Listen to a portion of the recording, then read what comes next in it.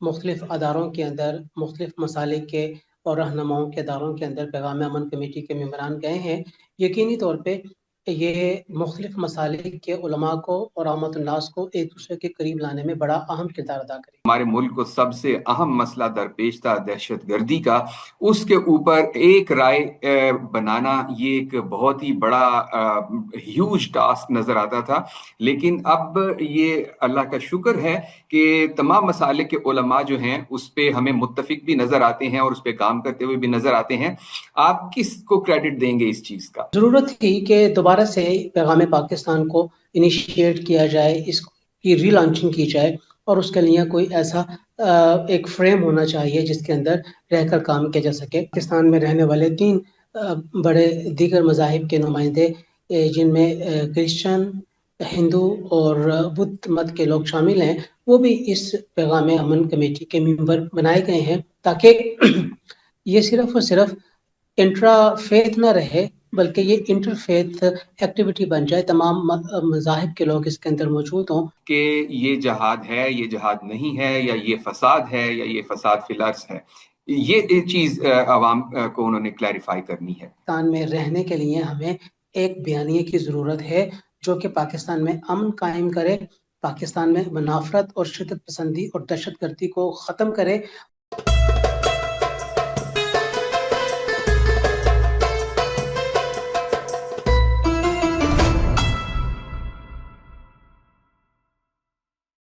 بسم اللہ الرحمن الرحیم۔ ناظرین، اسلام دین امن کے ایک اور ایپیسوڈ کے ساتھ فیصل کمال پاشا آپ کی خدمت میں حاضر ہے۔ ناظرین، پاکستان اس وقت دنیا بھر میں قیام امن کے لیے کوشاں ہے، اور اسی طرح سے پاکستان کے اندرونی جو مسائل ہیں قیام امن کے حوالے سے وہ بھی ہیں، اور ہمارے آج خوش قسمتی ہے کہ ہمارے ساتھ اس وقت موجود ہیں پاکستان کے بڑے معتبر ترین عالم دین ہیں علامہ راغب نعیمی صاحب، کسی تعارف کے محتاج نہیں ہیں۔ ان سے ہم گفتگو کریں گے، اور یہ اس حوالے سے بھی ایک اہم ہے کہ آج جو قومی پیغام امن کمیٹی ہے اس کا اجلاس ہوا، اور قومی پیغام امن کمیٹی آزاد کشمیر بھی جا رہی ہے، جس طرح سے باقی ملک کے دور دراز علاقوں میں یہ لوگ سفر کر کے جا رہے ہیں، اور جو ملی وحدت کا تصور ہے اس کو پہنچا رہے ہیں، فرقہ واریت کے خاتمے کے ان کی بات کر رہے ہیں۔ تو مولانا راغب نعیمی صاحب سے آج ہم اسی موضوع پر گفتگو کریں گے۔ سر، بہت شکریہ آپ کے وقت کا۔ جی، بہت شکریہ پاشا صاحب آپ کا، اور یقینی طور پہ یہ بڑی اہم ایکٹیویٹی ہے جو پیغام امن کمیٹی اس وقت کرنے جا رہی ہے۔ ماضی میں بھی اس نے تو بہت اہم ایکٹیویٹیز کی ہیں، ایک کوئٹہ کی ایکٹیویٹی تھی، دوسری پشاور کی ایکٹیویٹی تھی، اور اس کے علاوہ جو دیگر آپس کی میٹنگز ہیں اور امن کو ترویج دینے کے لیے مختلف، خاص طور پہ لاہور کے اندر مختلف اداروں کے اندر مختلف مسالک کے اور رہنماؤں کے اداروں کے اندر پیغام امن کمیٹی کے ممبران گئے ہیں، یقینی طور پہ یہ مختلف مسالک کے علماء کو اور عامة الناس کو ایک دوسرے کے قریب لانے میں بڑا اہم کردار ادا کرے گی۔ جی، مولانا صاحب یہ بتائیے گا کہ یہ آج سے کچھ عرصہ پہلے تک یہ ایک بہت بڑا ٹاسک نظر آتا تھا، بہت بڑا مسئلہ نظر آتا تھا کہ کس طرح سے مختلف مسالک کے جو علماء ہیں ان کو اکٹھا کیا جائے، اور خاص طور پہ جو ہمارے ملک کو سب سے اہم مسئلہ درپیش تھا دہشت گردی کا، اس کے اوپر ایک رائے بنانا یہ ایک بہت ہی بڑا ہیوج ٹاسک نظر آتا تھا، لیکن اب یہ اللہ کا شکر ہے کہ تمام مسالک کے علماء جو ہیں اس پہ ہمیں متفق بھی نظر آتے ہیں اور اس پہ کام کرتے ہوئے بھی نظر آتے ہیں۔ آپ کس کو کریڈٹ دیں گے اس چیز کا؟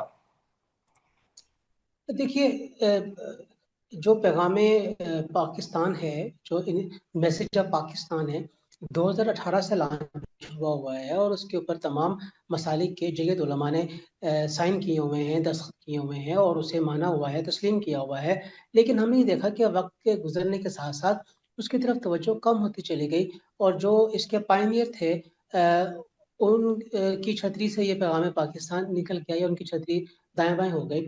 تو ضرورت تھی کہ دوبارہ سے پیغام پاکستان کو انیشیٹ کیا جائے، اس کی ری لانچنگ کی جائے، اور اس کے لیے کوئی ایسا ایک فریم ہونا چاہیے جس کے اندر رہ کر کام کیا جا سکے۔ اگرچہ बैन अवी इस्लामी यूनिवर्सिटी में बाकायदा तौर पे एक डिपार्टमेंट पैगाम पाकिस्तान का बना दिया गया है, जो कि पैगाम पाकिस्तान के उस इनिशिएटिव को लेके चल रहा है जिसका ताल्लुक ख़ास तौर पे डेवलपमेंट के साथ है और डेवलपमेंट ऑफ रिसर्च के साथ है। और हमने देखा कि काफ़ी अच्छा काम होता रहा, लेकिन मैसिव लेवल के ऊपर और आम पब्लिक तक पहुंचाने में पैगाम पाकिस्तान को लेके जाने में जो उलमा का किरदार है, हम कभी भी फरामोश नहीं कर पाएंगे। और उलमा के किरदार को कभी भी एक तरफ नहीं रखा जा सकता। अगरचे यूनिवर्सिटीज़ के अंदर, कॉलेजेस के अंदर पैगाम पाकिस्तान का पैगाम पहुंचा है, लेकिन आम पब्लिक तक और मदारिस तक दोबारा से इसको पहुंचाने की ज़रूरत शिद्दत से महसूस की जाती रही।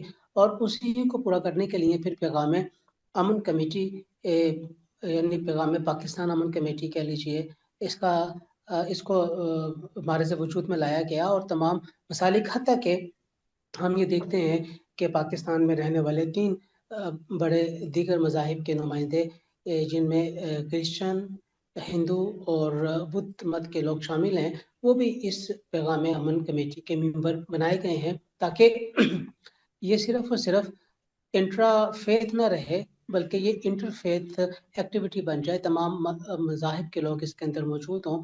इस एतबार से देखा जाए तो ये अपनी नौइयत की पहली कमेटी है जो कि तश्कील पाई है पूरे पाकिस्तान में अमन के क़याम के लिए, और जिसकी अब तक गुज़श्ता 3 से 4 महीने में बहुत अहम कंट्रीब्यूशन हो गई हैं पाकिस्तान में अमन को कायम करने के लिए।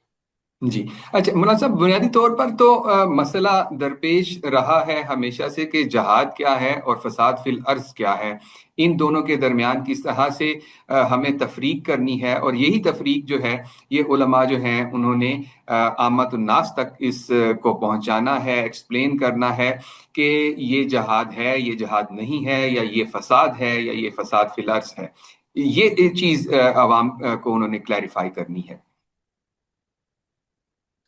जी बिल्कुल, देखिए ये बात बड़ी कंट्रोवर्सी का शिकार रही है कि जिहाद क्या है और फसाद फिल अर्द क्या है। हम ये देखते हैं कि हमारे हमसाया ममालिक की तरफ से जिहाद की एक अलग से ताबीर की जाती रही है और फसाद फिल अर्द को अलग नज़र से देखा जाता रहा है। अब उनके नज़रिए को काउंटर करने के लिए पैगाम अमन कमेटी की तरफ से जब ये नज़रिया और बयानिया, फसाद फिल अर्द का हकीकी बयानिया और जहाद फी सबिलिल्लाह का हकीकी बयानिया सामने आया, तो इस बयानिया ने बहुत काउंटर किया है हमारे हमसाया मुल्क के उस जहाद फी सबिलिल्लाह के इनिशिएटिव और उसके नैरेटिव को, जो कि इस बात के ऊपर मबनी था कि जो रियासत पाकिस्तान है ये एक गैर इस्लामी रियासत है, और रियासत पाकिस्तान में रहने वाले अम्मतुल मुस्लिमीन जब इस रियासत में वोट डालते हैं और इस रियासत के मामलात को आगे चलाने के लिए हुकूमतों को तब्दील करते हैं या हुकूमतें नहीं आती हैं, तो ये सारा का सारा मिलाकर एक गैर इस्लामी हुकूमत तश्कील पा रही होती हैं। इस नैरेटिव को मैं समझता हूँ कि बदलने की ज़रूरत थी, जो कि पैगाम पाकिस्तान ने दिया और बदला। और फिर अब पैगाम अमन कमेटी इस नैरेटिव को बहुत तेजी के साथ लेके आगे चल रही है, और इसी नैरेटिव की वजह से हम ये देखते हैं कि दीगर तमाम के तमाम नैरेटिव जो कि अपने तई इस्लाम के जहाद के नज़रियों को बयान करने के लिए बनाए गए थे, उन्हें अब शिकस्त का सामना करना पड़ रहा है, और वो अब मकबूल आम नैरेटिव नहीं रहे हैं। मकबूल आम नैरेटिव जो इस वक्त रियासत पाकिस्तान के अंदर चल रहा है वो यही चल रहा है कि पाकिस्तानी रियासत एक इस्लामी रियासत है, पाकिस्तानी फ़ौज एक इस्लामी रियासत की इस्लामी फ़ौज है, और यहाँ के रहने वाले आलियाने इस्लाम वो जिस नज़म के तहत अपने आप को लेकर चल रहे हैं, वो ये समझते हैं कि इस्लाम के दायरे कार में रह कर ही काम किया जा रहा है। और फिर रियासत पाकिस्तान के मुख्तलिफ अदारे, जिनमें ख़ासतौर पर वफाकी शरई अदालत है, इस्लामी नज़रियाती कौंसल है और अदारा तहकीकात इस्लामी है और इस किस्म के दीगर जो अदारे हैं, इसको तक़वियत देते हुए नज़र आते हैं कि वाक़ईतन ये रियासत एक इस्लामी रियासत है। जी। अच्छा मौलाना साहब, ये बताइएगा कि कौमी पैगाम अमन कमेटी जो है और उसने कौमी पैगाम अमन बयानिया भी तश्कील दिया है, जिस पे तकरीबन 1800 उलमा के दस्तखत मौजूद हैं। लेकिन क्या ये जो हर मस्जिद के मिंबर से जब यही बयानिया जाएगा तो आम लोगों तक पहुंचेगा? इस सिलसिले में क्या इकदाम उठाए जा रहे हैं?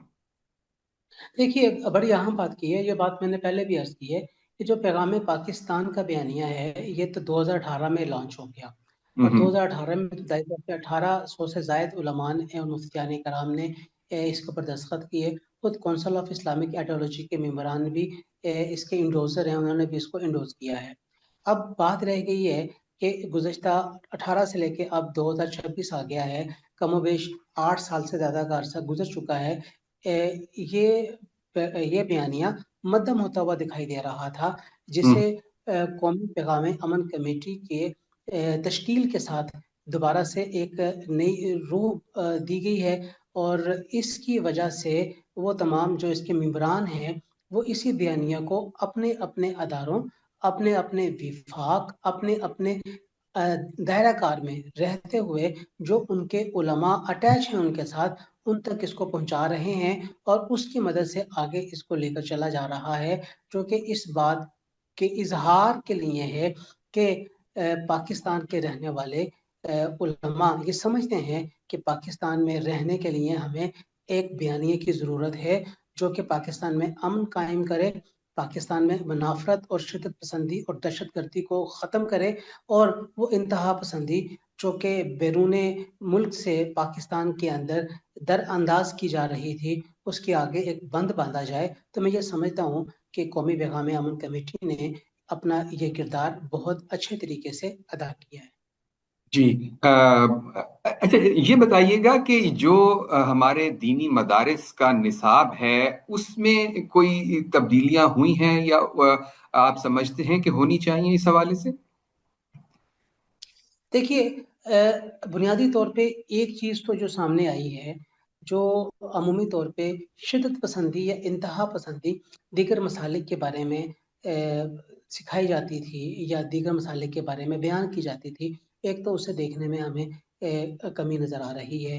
हम्म। हम ये समझ रहे हैं और हम ये ऑब्जर्व भी कर रहे हैं कि अब मदारिस के अंदर दीगर मसालिक के हवाले से जो एक इंतहा पसंदी और शिदत पसंदी की तालीम दी जाती थी, अब वो उस तरीके से नहीं है। और फिर हम हम्म। ये भी देखते हैं कि जो इस वक्त जियो पॉलिटिक्स है और जो इस वक्त ईरान, अमेरिका, इसराइल की जंग है, इस जंग ने भी वहदत मिल्लत का तस्वुर बड़ा वाज़े करके पेश किया है, इर्रिस्पेक्टिव ऑफ मसलक, ये बड़ी अहम बात की इर्रिस्पेक्टिव आपने। ऑफ ऑफ मसालिक। एक जी। चीज सामने आई है कि जो दुश्मन है वो इस्लाम का दुश्मन नजर आ रहा है, वो मुसलमानों का दुश्मन नजर आ रहा है, ना कि किसी एक खास मसला का दुश्मन नजर आ रहा है। और हम ये बिल्कुल वाज़ेह समझते हैं कि इस वक्त अगर ईरान के ऊपर ये सब कुछ किया जा रहा है, तो ये इसलिए नहीं है कि वो कोई शिया स्टेट है, बल्कि वो इस्लाम का एक चेहरा है, इस्लाम का एक इजहारिया है। वो ये समझते हैं कि इस्लाम के जितने भी चेहरे और इजहारिये हैं, वो तमाम के तमाम एक एक करके नेस्तो नाबूद किए जाएं। इस एतबार से हम ये देखते हैं कि मुल्क में मिली वहदत की फ़ज़ा पहले के मुकाबले में ज़्यादा पैदा हो रही है। बहुत खूबसूरत बात की आपने अल्लामा राग़िब नईमी साहब। अच्छा सर, ये बताइएगा कि आप क्या समझते हैं कि क्या करना चाहिए इस वक्त? कोई ऐसे परमानेंट मुस्तकिल स्टेप्स लिए जाएं कि ये जो मिली वहदत का जो सबक है, ये एक जो हमारे खुतबा हैं उनके निसाब का हिस्सा बने, उनकी तकरीरों का हिस्सा बने, मुस्तकिल तौर पे ये एक चीज बन के सामने आए। देखिए, मैं ये समझता हूँ कि जिस तरीके से हम टीचर्स ट्रेनिंग कोर्स करवाते हैं और हम्म। बाकायदा तौर पे जब स्कूलों में टीचर्स रखे जाते हैं, तो हम उस टीचर को तरजीह देते हैं जिसने वो टीचर ट्रेनिंग कोर्स किया होता है। चाहे आप उसे बीएड का नाम दे लें, चाहे आप उसे एमएड का नाम दे लें, बिल्कुल इसी ही लेवल के ऊपर उलमा के लिए भी ट्रेनिंग कोर्सेज का एहतमाम होना चाहिए। बिलाशुबा उनका ताल्लुक किसी भी मसले के साथ है, लेकिन उनकी तरबियत, उनकी ट्रेनिंग होनी चाहिए, ताकि वो जिस खास पैराडाइम में रह कर आए हैं उससे अब एक शिफ्ट होनी चाहिए, एक शिफ्ट उनके अंदर आनी चाहिए और वो शिफ्ट उन्हें मिली वहदत की तरफ लेकर जाए। یہ سرکاری سطح کے اوپر ہم اس طرح کے ادارے قائم کر سکتے ہیں جہاں پر اس قسم کے کورسز کا اہتمام کیا جائے، پھر جس کے نتیجے میں جب علماء مزید ٹرینڈ ہوں گے، تربیت یافتہ ہوں گے، تو پھر وہ مساجد کے اندر ائمہ اور خطبہ بن کر جائیں گے، تو پھر وہ اپنے اپنے مسلک کی بجائے میں سمجھتا ہوں اسلام کی تبلیغ اور ترویج کرتے ہوئے نظر آئیں گے۔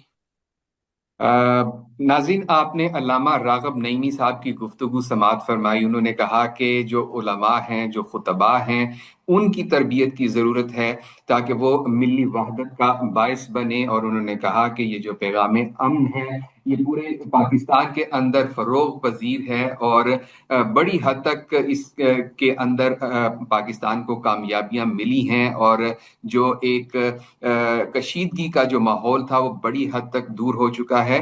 اب تک کے لیے اتنا ہی، ہمیں اگلے پروگرام تک کے لیے اجازت دیجیے۔ اللہ حافظ۔